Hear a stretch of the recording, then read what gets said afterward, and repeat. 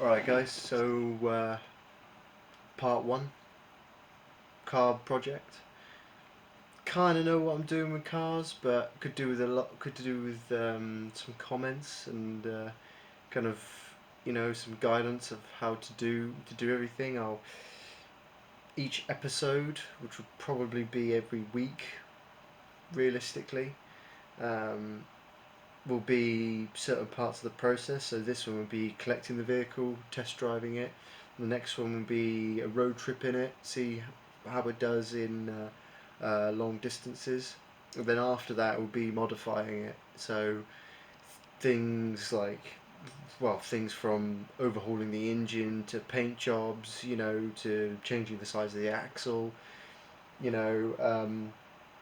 So there, I've got quite a few ideas, but obviously some are more realistic than the others, and I don't know how long this is going to last. But I thought give it a go, and we'll see what happens. So part one, collection. Look at the weather out there. Hopefully it will clear up in a couple of weeks, but we are getting to the end of the summer holidays. Well, sorry, the summer season here in England. So yes, still picking up the car this week, um, and what I might do this week is when I collect it on the so that'll be on the Friday. On the Saturday, Sunday, I might do a bit of work on it before I bring it back to St Albans. I'm going to Wiltshire to pick it up, um, and then from Wiltshire taking it to Dorset, playing around with it, and then I'll bring it back here to Bricketwood, St Albans. Um, so yes, it's basically just kind of looking at it, seeing what's wrong with it, and see what I can do with it this week. And then maybe a couple of things before I might change it a little bit before I take it on the road to Scotland.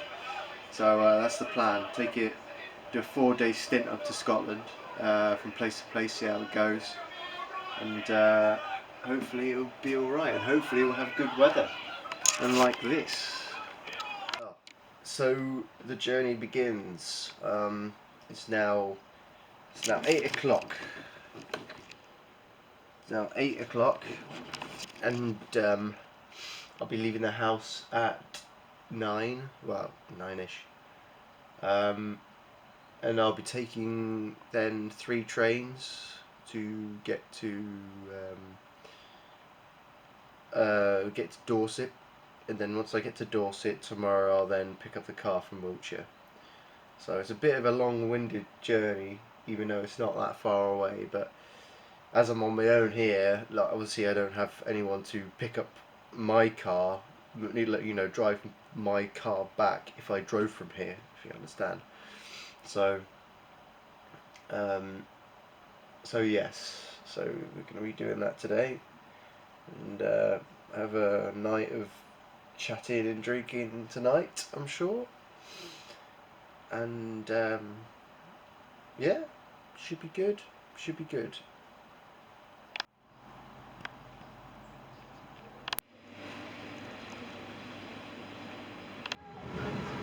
You are all fixed.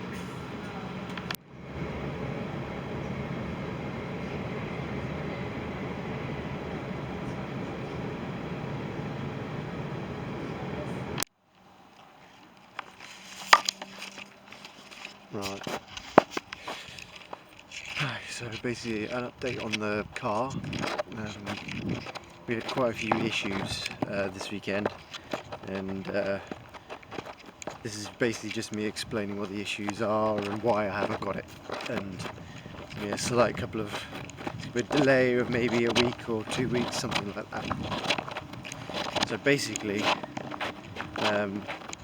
in Britain, they haven't updated their laws for kit cars really, so they have quite a serious restriction on age. Luckily the age is 25. I'm 24, but about to turn 25, so I can't really, there aren't any insurance companies that insure cars like that below 25. And even if they do, they're stupidly expensive, you know, and they're not really worth it. What was also the other problem?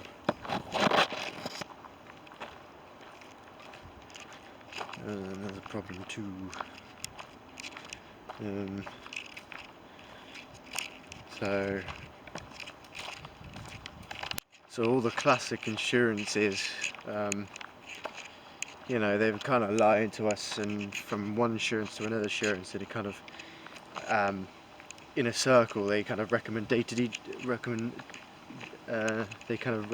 each other, thinking that some companies will allow for under 25s to be insured, you know, to insure themselves with a kit car, but it's just not true. So basically, even if I did pick it up, I couldn't take it back home and drive it, or take it to Scotland. But you know, the best I can do now is, you know, pick it up, bring it to Dorset, or you know, I'll be able to drive it, but bring it, you know, buy it, bring it over here, and work on it, you know. So I'll still, you know, in the next couple of weeks, I'll be looking,